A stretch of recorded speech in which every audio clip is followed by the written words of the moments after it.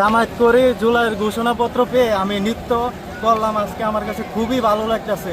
এমন একটা জায়গায় আসতে পেরে নিজেকে খুব ধন্য মনে হচ্ছে।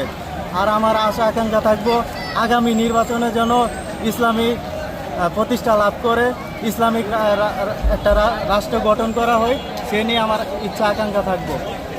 জুলাইয়ের ঘোষণা পাওয়ার পর আমার মনের ভিতরে খুব আনন্দ লাগছে। এই বাংলাদেশে প্রথমবার এত সুন্দর একটা আয়োজন করা হয়েছে। সেখানে ডক্টর ইউনূস ছিল, আরও বড় বড় মন্ত্রী আরও অনেকে ছিল, সাধারণ জনগণ ছিল। তো আমার এই আনন্দতে আজকে আমি একটু ডান্স করলাম, খুবই ভালো লাগছে।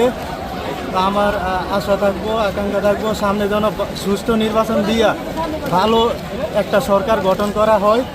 আমরা চাই সবসময় ইসলামিক রাষ্ট্র প্রতিষ্ঠা হোক, কারণ বিগত 16 বছর ধরে একই রাজনীতি চলে আসছে আমাদের দেশের জনগণের বিরক্তির পর অবশেষে 5ই আগস্ট বিগত বছর শেখ